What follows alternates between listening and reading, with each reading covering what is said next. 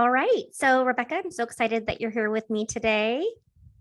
Me too. Great to be here. Thanks for having me. Yes. So, why don't we start with you telling me and our listeners a little bit about your story? Sure. Well, there's obviously a lot of different versions of a story that you can share, right? Um, I think professionally, which is oftentimes in that context, what you might see on like LinkedIn or a resume of my story is that I started Own Trail a couple of years ago. After a 15-year stint at Zillow, I was in product for most of that time. I grew to VP of product there and then was kind of pivoted over to VP of community and culture from there. I was at Microsoft for a few years before that, and then got a couple degrees in mechanical engineering before that. So, if you look at all of that, it's a pretty clean linear path.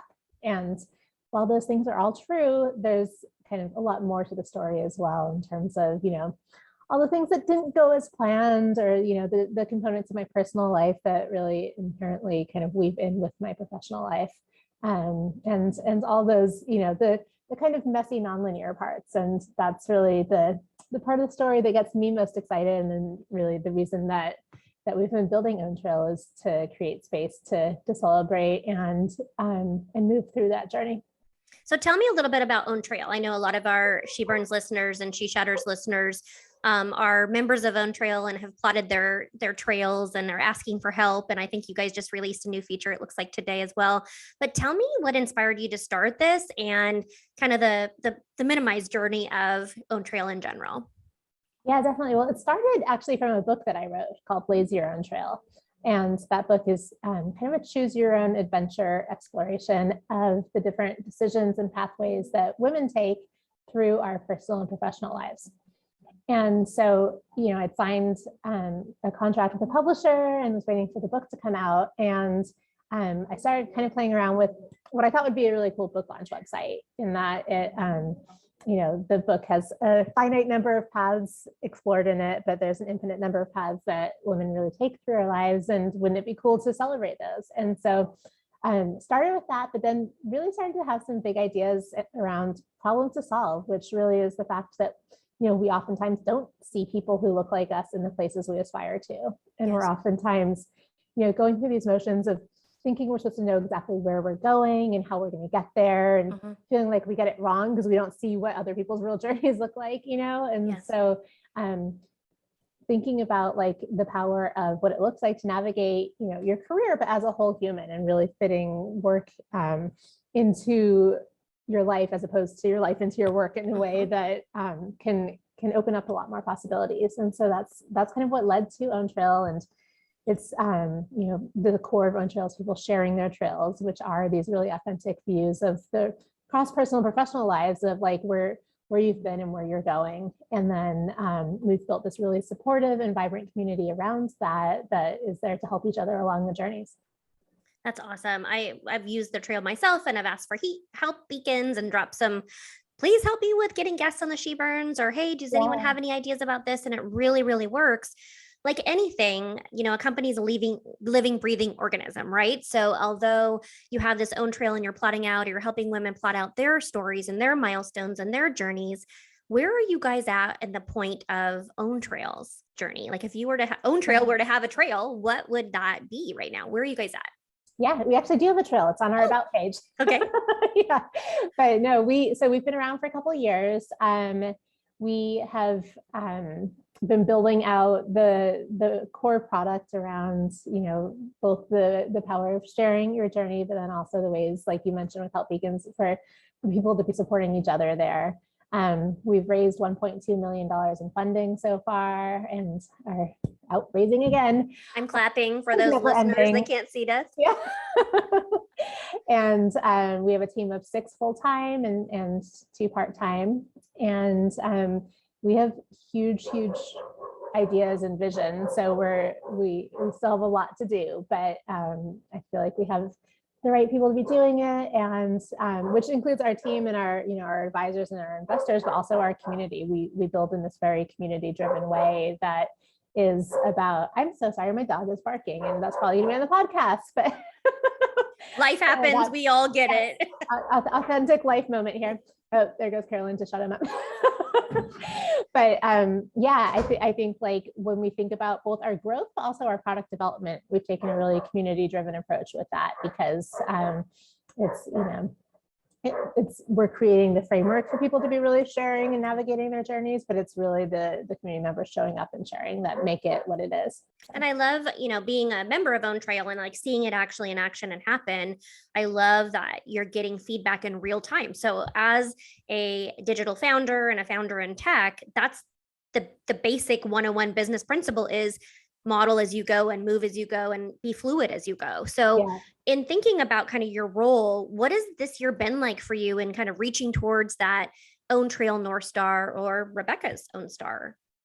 Yeah, well, the cool thing about building a very value-driven company that you're so passionate about is the North Stars tend to be similar, which is helpful, you know. I think and it's been really fulfilling, you know. I think like the people I've met through the Own Trail community and the relationships that have formed there. And like, you know, it's interesting. It's very meta kind of because, you know, we're building this product for helping people navigate their journeys and unpack the things they've experienced and really reflect and be intentional. And it's like, you know, my co-founder and I, and actually all of us are like really experiencing that ourselves as we go as well, which is really interesting. You're building the thing and you're using it at the same time. And so I feel like I'm constantly learning more about myself through this process as well and reevaluating my own direction and stuff. So I could totally identify. It's like a support. We need a support group for founders who are building something that's, you know, service oriented and community oriented and designing what the people want. And I think that's ultimately the reason why we chose season 3's theme of women game changers is I feel like we're at a pivotal point in our universe and our lives, especially as women, mid 40s, 50s, however old we are, where we're wanting something and yearning something for different and more. And it's figuring out how to align our inner purpose with the work that we're doing to make the world a different place, a better place, right? For lack of a better term. Tell me a little bit about expectations that you placed on yourself this year as compared to last year. Because as a founder, your expectation in your line to move and the goal line moves, right? It's constantly moving. Yeah. Well, I guess a few things. Like one thing that I'm wanting to do more of as we have a little bit more resources is being able to delegate a little bit more. You know, I think, which has been like the case from the beginning, is finding people who are better than me at doing all the things, right? And so, letting go. Yeah. And so it's like, I'm all for that. So it's more a matter of resources. Like as I raise our next round, we'll be able to hire more and stuff. But I think like doing less of some of the stuff is kind of an aspiration so that I can do more of other things. Like I'm taking on more of a sales role now as we move into more corporate partnerships. And like, that's new to me. I've learned, you know, like through this process, I've had to ramp up on skills around like legal and finance and all this, you know, like I come from a product background and in kind of a culture background. So those parts are my expertise, and everything else I've been kind of learning as I go. So like, it's a moving target in terms of what I need to be learning at different times of the startup journey. And then, you know, and who I'm able to hand things off to and then learn from as they take over there. So that from kind of like a skills standpoint, we just recently started doing a 6-month trial of the 4-day work week here. I saw that. Yeah. And so that's really cool. Like, I think like finding, like being more intentional about my own balance in life and, you know, time boxing things a little bit more, I think is as a startup founder, it's hard to do because you're always thinking about the startup and and it's also oftentimes my happy place that I want to be working on it. But I think like creating more of that structure is another thing that is new and I think will be really helpful. Definitely for me, and you know, I think for everyone on the team. Like if this trial works, then the idea is that we're getting the same productivity out of less hours in the week. Absolutely. Yeah. And I think you were kind of leading to that, but I think, you know, it's hard when you're a founder, especially a female founder, where even that day off that you're trying to take off, like you're like, oh, I thought about this idea, or what about this idea? And then it's those Exactly. 4 a.m., 3 a.m. moments when you wake up and you're like, oh my gosh, I got to write this down so I can't. Yes. So it's hard to shut off I wouldn't say it's your brain though. It's almost more like your spirit and heart. When you're leading from your spirit and your heart, it's hard to shut that down. It's easier to be like, okay, I'm turning my head off, right? And focusing on something a little bit creative. So if you figure out the secret sauce, please let me know, because that's a challenge. Yeah, no, turning off your subconscious. That's a trick. Yeah. So what has held you back, would you say, from living your purpose?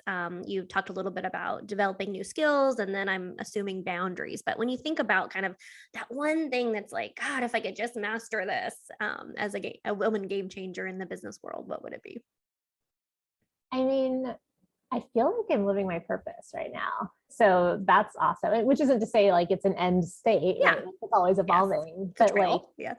I guess one thing I've been doing for years now is really paying attention to what I feel like gives me energy, that I feel passionate about and excites me, and then what drains my energy. Yes. And then I've been kind of tailoring my life towards the former. And it's amazing how much you have capacity for things and how much satisfaction you get out of those things when you're really like feeling it. And so like, I left a really great corporate career to do a startup. And so like that was a very intentional move towards something that I was incredibly passionate about, even though I really liked my job at the time too. But this was one of those like, I can't not do this kind of things. Right. And through that, and it being so value-led and purpose-led, and the people like that I'm working with and surrounding me, like it feels like I feel in a pretty good state in terms of like how I'm spending my days right now. And, and the openness of knowing that it's not like I won't be in the same state next year. Like it's going to keep growing and evolving as I go, but just being intentional about that. Right. Tell me what the decision point was in making the final decision on we're going to pilot a 4-day work week. Is it kind of going with the culture and then obviously looking at the numbers and hearing internationally that it works for other countries? Why can't we do it as well? But what was kind of that final, we're doing this, we can't not do this moment for you guys? Yeah. Well, I mean, like so it's funny, like before I started seriously building Own Trail, I felt like I could never start a startup because I couldn't handle the hustle culture at this point in my life. I'd been one of the first employees at Zillow and, like pre-launch and stealth startup, and we worked around the clock and it was really exciting. It was amazing, but I can't really do that kind of thing at this point in my life, when I see other people. And I've always been, I think, pretty entrepreneurial, or like, I guess, entrepreneurial by starting things within the company and then, advising other startups and stuff. But I just felt like, I can't do that. And it's funny that like, I didn't have this realization until it was almost in motion that like, oh wait, if I start a company, then I can set the culture. It doesn't have to be hustle culture, which is so obvious, but like, I think there's this stigma we have around what it looks like to be building a startup. So like my co-founder Katie and I talked from the beginning about like what's important to us, and culture is a big part of that. And we've been really intentional about, we want to create a culture where we have work-life balance or work-life integration or whatever you want to call it. And where like mental health is a priority. And, we already have like mandatory vacation days each year. Yay. So it's not, just like enforcing that we're taking care of ourselves. And so it was actually Katie, my co-founder, that heard about this study going on and started like, meeting with them. So she's really driven the logistics around this. And, I think because it's a trial, it's a 6-month trial, and it's very data driven and it's very process driven. And there's a lot of other companies doing it at the same time. Like, it doesn't feel like a haphazard, like, let's just work less, like exactly. Very intentional. And so I feel good about that. And, we'll be able to measure it both kind of quantitatively and qualitatively and make sure it's working for us. And then at the end of that, we can decide if it's something we want to keep doing. But I think it's smart. Like, I don't think that the way that work plays a role in our life, particularly here in the US, like is all that healthy. And so we know it's not. yeah, exactly. And so as we're talking about like, Own Trail is all about like helping people kind of unpack what we've always been told we're supposed to be doing and then think what's right for us. And so it's like, well, we need to live by example then. Absolutely. I can't wait. I'll have you guys back together. Maybe we'll do like a trio. I'd love to hear the results of that, because I think there's so many people that are like, if we just had a 4-day work week, like would our life be different? And the answer is we know it's going to be different, but how, right? It's the quantitative information. Exactly. How has connecting with other women kind of to achieve mutual goals or shared goals or different goals changed you? Talk to me a little bit about the women that you've met during your own trail. And I know you're doing other things. I mean, I read your bio before this. It's like, she's an author, she's a contributing author, she's an investor. I know you're also part of Authentic, leading that as well. So I'd love to Yeah. hear from you. What are kind of those key moments or those key lessons that you're learning from these incredible women that you are being surrounded by? Yeah, I mean, one of the things that I'm continually learning is exactly what I wanted to get out of this, which is like just understanding different people's journeys, and like it can be so inspiring to see what like the different directions people have taken and where, the things they've made it through, not just the wins, right? Yes, But yes, like, those hard times. yeah, and seeing people's aspirations, I think is really inspiring too. So that piece is incredible. I think that like the support that comes from these strong connections has, kept me going. Like the founder journey is a roller coaster, right? And so having that really supportive community has been huge as well. And then, yeah, I've also I've gotten close with a lot of women founders, both within the Own Trail community and the Authentic community and beyond. And I think there's solidarity there. Like, the data doesn't lie in terms of the experience that women founders have, particularly around fundraising and everything. So, I think like just the solidarity and support that comes from that. And the thing that's amazing is that we're only getting 2% of VC dollars, for example, right? And so you would think we'd be all clamoring for that 2%, but it's not like that. Like we're all supporting each other and making introductions and just being there and ideating together and everything. So it's a very kind of abundance mindset within that, which is really uplifting, I think. Yeah, and I think that as more female founders are in the industries or across industry, the bottom line is lifting each other up is the true message. Like, as if we can each help each other with different dollars or even the same dollars and changing. Like, I had a woman that said, "Hey, can you take a look at my VC deck?" Or, "Hey, can you do this?" And it's like, absolutely, because I'm currently not raising money now, but I will be. But what does that look like? And just that connection of asking her to look at something for me and me to look at something for her, like just an exchange of like shared ideas or collaborating or having people from different perspectives, I think for me has been kind of the biggest, brightest spot. And I know when I spoke with KT, she had talked a lot about the importance of just like your and her connection, right? And being able to have a founder and two co-founders, right? Yeah. And being able to, have different skill sets and lean on each other and really collaborate. Because I think a lot of female founders who are alone, like me, I have a team that I contract with, but like actually doing it, you have to kind of make your own community and network outside of that.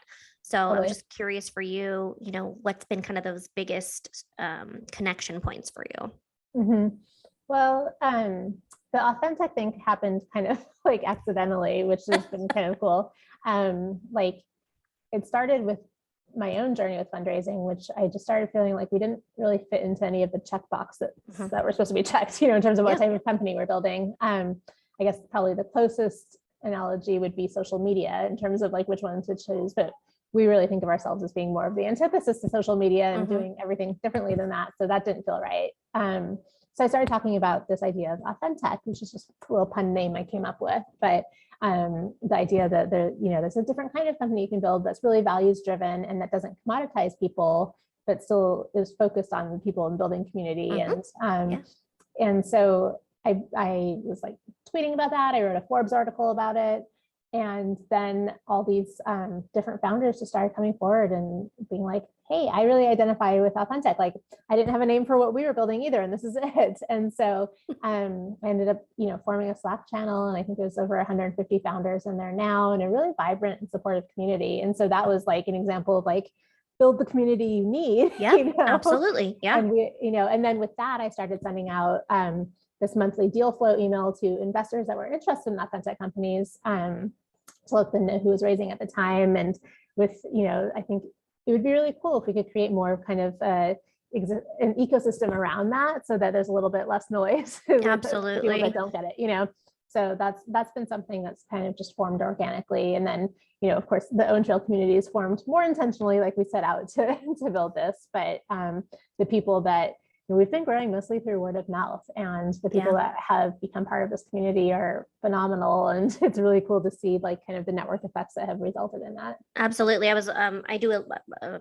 company called Lunch Club. So I've been doing that once a week, and I'm meeting with different founders and meeting with different people. And I can't tell you how many times I'm like, are you guys on Own Trail? It's really great. I'm sending that, but I think it's ultimately half of the people say yes. So that's really a good thing to know that you're like spreading. Tell me a little bit about some strategies that you've learned to overcome kind of those startup obstacles, or just like what's happening, what COVID obstacles or life obstacles. What are some key coping strategies or strategies that you would say that you've used like today or this year? Well, I don't know if this is a strategy, but authenticity, because I get it. It's, I think that what happens when you're really authentic around what the experience is like is that you're not carrying it yourself, right? But also like then other people feel more comfortable being authentic, and which is essentially what's happening on Own Trail. Like when people see each other's trails that are really vulnerable and authentic and real, then you're like, oh, I feel comfortable sharing that too. And I'm doing that on and off Own Trail. In fact, I basically have no ability to make small talk anymore. I'm always like, let's just get into the shit that we're feeling right now, but like it ends up childhood issues. Yeah, totally. But it's really cool because then like people know how they can support you, because like if you don't talk about it, they don't know, right? And then and you get a lot of solidarity from other people that are like, I'm going through that too. And I think like, when things are hard in startup world, I go talk to my founder friends. I'm like, oh, we're all navigating this. Like it's not something I'm doing wrong, and it's not like it's not just me, right? This is and you're not alone. I think there's power, and I would say there's power in numbers and power in misery, but there's just power of shared experiences and, opening your kimono, for lack of a better term, just like laying it all out there. Like what's the worst that can happen with, I'm having a shitty day, guys. And, I didn't raise the money, and I went into 5 pitch meetings and they looked at me like I was crazy, but I know I'm not, because the women are telling me that this community is the right thing. Totally. And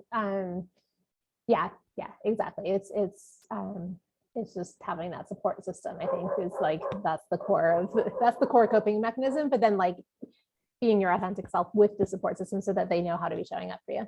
Well, and I think how do you manage, or not manage, I guess, let's be authentic about, the fact that there's so much competition, in order to get anywhere nowadays, you do have to be online. You do have to be on social media. You have to put yourself out there. How do you as a founder gauge how much to share versus how much to not share? Or is it like, hey, I'm an open book, I got to be authentic? I'm kind of an open book. Yeah. I've never been, much to some people's chagrin in terms of trying Hey, I'm the same way. Yeah, I guess like I've just kind of come to, and this is the same with fundraising too. And like for the people that surround you and all the things, like it's always a two-way decision. And I guess I'd rather filter people out by being myself and realizing like, you're not going to be for everyone, So if you put your real self out there and then you figure out everything else, who likes that, who wants to be around that, then you're like, I think it's better to filter out the people that you're not for earlier on, rather than trying to please them or trying to convince them why you're good or your startup's good or whatever, So, I guess that's been, my approach, either consciously or subconsciously, When you think about living your life like that, and because you are very authentic in person, I've met you obviously on meetings and then also now, when you think back overall, what has been kind of the bright spot in your journey? Like if you could pinpoint like, God, this is a moment that I will like in my entrepreneur journey will remember, like this is the moment. Do you know? Like it's always a team thing. Like it's, the moments where, like the day we launched and me and Carolyn and Katie were sitting around my dining room table, our friend Lyle, who was helping at the time, like the 4 of us were on my dining room table and celebrating, or like even some are like, team camping trips we've done, or like, even, I've heard about those. Even today, just having, a couple of the team members in the office here. Like, I think like, whenever I'm like, oh, this is so special, it's always like that team dynamic that feels really good. It's not just like a data point on paper or whatever, but it's like, it's the energy. And sometimes I'm like, kind of the same like I was when my kids were babies, I'm like, oh, they're never going to be this young again. I feel like Yeah, that with the enjoy startup it. sometimes too. Like Yeah. we'll never be this small, scrappy startup like this again. Although we've been small and scrappy for a couple of years now, so I guess I can, revel in that a little more. But but it's just like Those small moments, I think Yeah. those human moments where you are. I mean, if you do raise money or you don't raise money, but the pitch went well, like you yeah, are celebrating. And I think yeah, seeing those faces around the table, like you're mentioning at the lunch table or, behind you, and having these moments when you're, creating and building something, like that's where the energy is at. And I can totally. see that in your face when you're kind of talking about it. So Yeah. awesome. What advice would you give our listeners about being a game changer in tech? Mm. So if I were to say to you, Rebekah, I have this great idea to build a tech company, what would you say to me? Oh, do it. Well, I would say, tell me your idea. Let's brainstorm on it because I love to do that. Yeah. But, I would say that I think you just I think the passion is the most important thing, right? Like the why. I know that there's people that come up with ideas just because they think they're going to make a lot of money, and sometimes they do, but that feels like it would be really hard. But also you can kind of tell when someone's the reason that someone is building something kind of comes through in the end product and the end business. I feel like you can feel that. And so and just for your own peace of mind, if it's not something you're passionate about, it'd be really hard to weather all the ups and downs of startup life if if you didn't feel like it's not the right thing. Yeah. So but I feel like if you have if you're the right person to be building this and you have the right team to be working with you on it, and if the big vision is there, your why, your North Star, then you can figure out a lot along the way too. Your chances are it's not going to be the exact right thing out the gate either. I mean, you should definitely talk with a lot of people. Do your homework. Do your homework, do your research, continually keep checking in on that, but also trust the process a little bit, and I think that, and staying true to your values, and everything else will hopefully come together. That's great advice. I talked to lots of founders, hundreds of people since I started my company. And the one thing's the same is, don't do something just to get rich. Don't plan your exit tomorrow, right? Figure out what the right product is and listen to your customers. Listen to what, of course, the need is in the marketplace. But if you don't care about what you're doing, you're not going to last very long. And to your point, being authentic, people are going to feel it and see right through it. So totally. Yeah.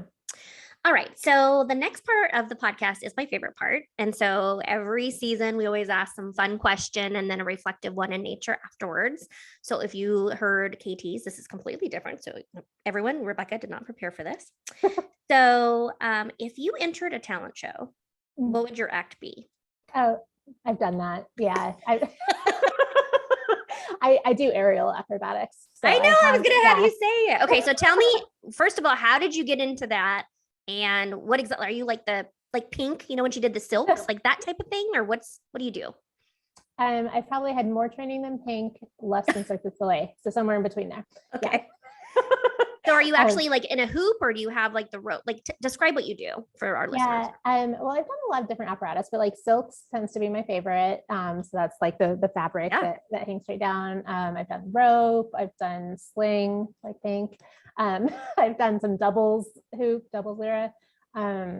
So yeah, I've been mostly doing doubles for so I've been doing this for about 14 years now. And probably the last half of that has been more focused on doubles. So having a partner that I work with, and yeah, it's really fun. So the talent show that I have been in was when I was at Zillow. We had a Zillow's Got Talent show. And so my aerial partner and I went and performed a double sling act, and it was awesome. That is so cool. Are you on the internet? Should I search you for double act Rebekah? Yeah, actually, if you go to, I just have a personal website, RebekahBastian.com, and you can link, you'll find the aerial. All right. For all our listeners, go ahead and check her out there. Okay, awesome. I may post this on my YouTube channel, so we'll see. But maybe next time we're going to talk about the 4-day work week and then do a demo of you doing your okay. I'll prepare for that. Hopefully we can plan for the summer then. I have an outdoor rig here that's much better in the summer. Well, perfect. For those listeners, she's in Seattle and I'm in Portland. So it's just a 3-hour drive. So oh yeah, come up for it. Yes. So let's do a little more reflective in nature. That was kind of a fun one. But if you knew that you could not fail, what leap of faith would you take at this point in your life? Well, I feel like I'm taking the leaps I want to be taking right now.